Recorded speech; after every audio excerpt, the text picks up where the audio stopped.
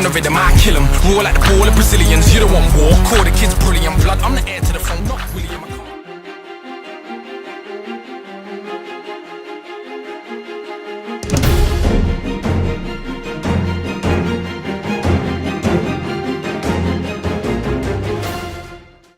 So it worked. We'll see after if it's worked. I don't know if it's recording, so I probably wasted my time here. Anyway, I just wanted to quickly show you the drone, because a lot of people have been asking what drone it is that I use. So the drone is by a company called DJI. That's probably backwards where you're looking at it, so I don't even know why I'm showing you like that, but I'll show you in some, I'll throw some photos into the video so you can see. DJI, and it's the Phantom series. And this is the Phantom 3 standard.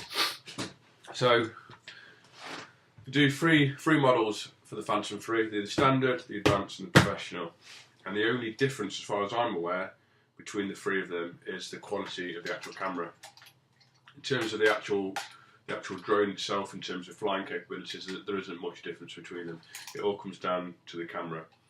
There's a big difference in price between all three, which is why I went for the standard one, because I'm not a professional photographer, so in all fairness, I'm not really going to see the difference. It's got a 12 megapixel camera and it videos in 1080p. I'll show you what it comes with. So it comes with a battery, just one battery unfortunately, which is why I've purchased the second one. Just give you the milliamp hours anywhere on here. It's all in fucking Chinese, brilliant. Anyway, so your battery goes in the right way. Right, fucking edit that out. In fact, fuck it, keep it in. Right, yeah. So that goes in like that, and then you get, I fucking should have prepared this earlier, shouldn't I? So these are your propellers. Again guys, I'll throw some photos in because this ain't probably coming out very well. And your propellers simply screw on like that and tighten up, hand tight, so you've got the four of them. And after that, all you get with it then is your controller with the antenna. And then what you can use, that's what I use, it comes with this mounting bracket for it, because you use either an... Right, we're back yet. Right, don't know what happened then, it just cut off for some reason. Yeah, so what I was saying was, it comes with this mounting bracket. You take your phone, you know, tablet, iPad, whatever it is, and it just simply mounts on like that. And you actually use the phone to, well, not to control it, but to see what you're doing. Basically, this attaches to this, and this attaches to the drone wirelessly. And then whatever the camera's looking at is what you see on here. So you can use line of sight, looking to see where the drone is when you're trying to fly it, or you look on here. Right, let's go in for some close-ups. I'll show you with the propellers on.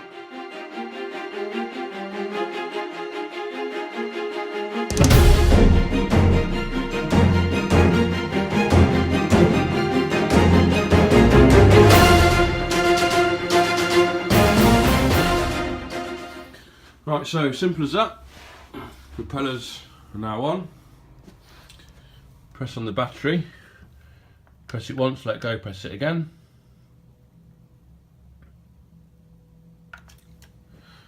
And she should start up. There we go. So she's now ready to take off. I wouldn't advise taking off indoors. I did this the very first day I got it because I was too excited and pretty much just crashed it into the wall and tried to grab hold of the bottom, nearly cut my fingers. So yeah, don't start it indoors, not until you're a bit more experienced with it. Make sure you've got plenty of space outside for your first flight. And yeah, let's get her outside, let's get her up. So as I was saying about the battery, what I forgot to mention was milliamp hour. That was it, wasn't it? 4,448 milliamp hour battery. Got it in the right way that time. So that gives you 23 minutes flight time, which obviously isn't very long, especially as soon as you get up there, you know, you start to try and capture some photos, start to try and record some stuff, 23 minutes flies by. So I purchased a second battery It gives me 46 minutes. You know, that's probably about enough time for what you need to capture some decent footage. Right, so first thing you're going to do before you fly is, once you've made all your connections wirelessly between the antenna, your phone and the drone, set a home point, which is a cool little feature. Normally you set the home point wherever it is you're going to take off. So now, today, here, this will be the home point. And that's a safety feature. If should anything happen, say something happens with your controller, your antenna, and you lose power, you lose signal, and this will automatically bring itself back to this home point. Should this lose signal, gets out of range, gets too high, gets too far away, it turns around, brings itself back to its home point. You can override that and cancel it at any point, but it's a cool little feature. Also, battery, you don't have to worry about if the battery runs out and you don't realise. The propellers aren't going to stop, it's not just going to fall out the ground. What happens is, when it gets close to running out of battery, it works out how long, you know, how far away it is from its home point, how long it's going to take it to get home, and once the battery is starting to run low enough, it'll just bring itself back to its home point. You can set a safe altitude in the app, in the DJI app, you know, for trees or any obstacles that might be around. Sets that safe altitude, and what the drone will do is take itself up to that altitude before it brings itself home. So some of the safety features that are built into this are really good. I'll just quickly talk to you about some of the different flight options. One of the flight options you've got is called point of interest. So that is where you can find something like, whether it's some sort of feature or building, and you tag it from the air, and then you can set the drone to fly a set distance, a set height and a set speed. So what you can then get the drone to do, you can get it to circle that particular building, you know, and you set that speed, you set the height and the distance. So then you can just leave the drone to fly on its own, and then you can focus on, you know, other sides of things like the video and the photography, getting all that sort of thing right. Another one of the flight options is called Follow Me. This is one of the main reasons why I actually purchased this drone. As you follow me on Instagram, whatever, will know that I spoke about one of the things I want to do with this drone is to record on mountain bike trails. So what I'm hoping to do is, you know, get the drone up into the air. You set it to follow me, and it will lock on. It will lock onto the remote control. So then I can put the remote control in a backpack. I can get off on my bike trail, and in theory this should follow me. And I'm obviously going to whack a GoPro on the front, on the handlebars, get some more footage that way, and hopefully make a really cool edit of some mountain bike trail. My first day out, take the drone up, get it locked on to follow me, put it in my backpack, ride off. You know, 2 minutes later, where's the drone? Probably turn around and it's in a tree somewhere, camera smashed up, blades in half. So, but hey, we'll see how we get on. So with the different flight modes. So when it comes to actual piloting flight modes, you've got two different piloting flight modes from what I've seen so far.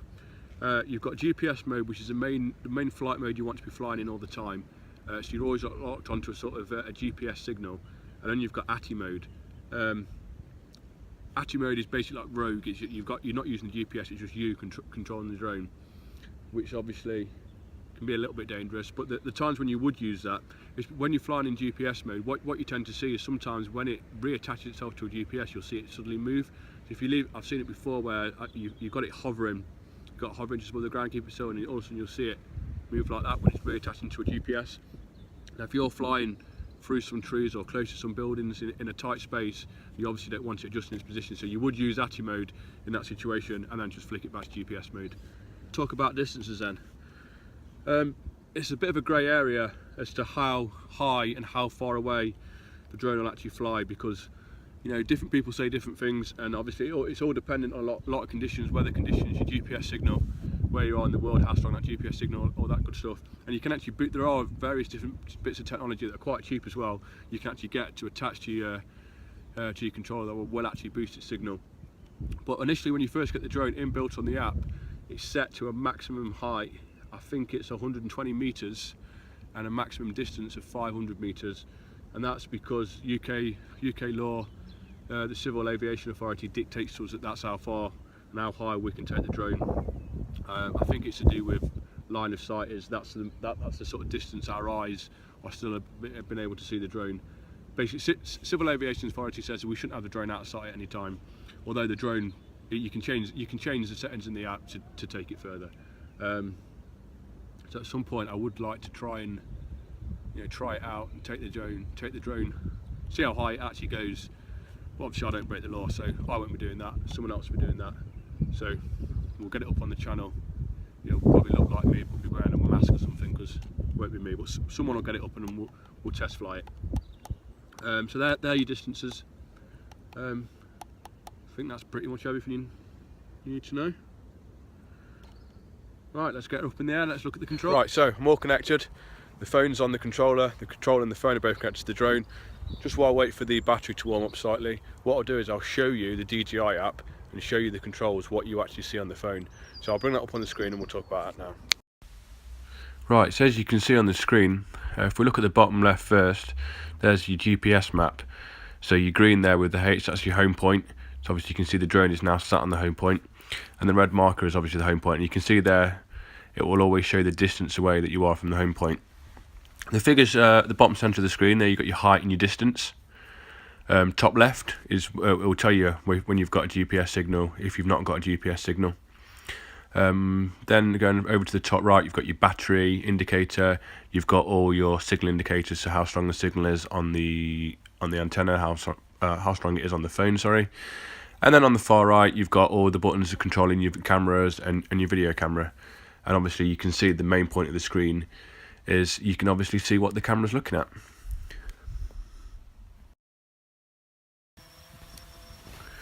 So we start her up. So you've got two joysticks on the controller. First look at the left hand side. If I push it up, it takes the drone up. When I push the joystick down, it brings the drone down. I can then move that joystick from left to right, and as you can see, it rotates the drone. And if you look where the red stickers are, whichever way the red stickers are facing, that's the way it'll move. So when I use the right stick, by pushing it up, it'll go forward, and then obviously if I then push it back, it'll come backwards. Obviously if I then rotate the drone 360 and press it up, it'll then come forwards in my direction. Ever so simple to fly. Once you've got a couple of hours flying time under your belt, you really do get the hang of it. It really is easy. A lot easier than I expected it to be when I first purchased it. I mean, this is in ATTI mode, not even looking at the screen, because I'm obviously using my phone to record this. I'm just flying it around. And there she is.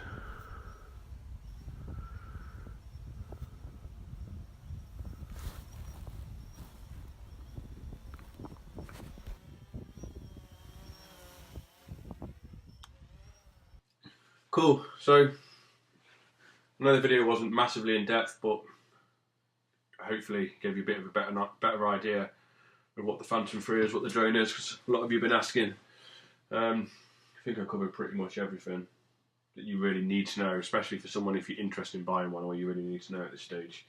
If there are any questions, then just hit up the comments section below and I'll get back to you. That concludes the video, so if you liked the video, please give it a like, and I'll finish the video with some footage from today's flight. So we'll cut to edit in 3, 2, 1.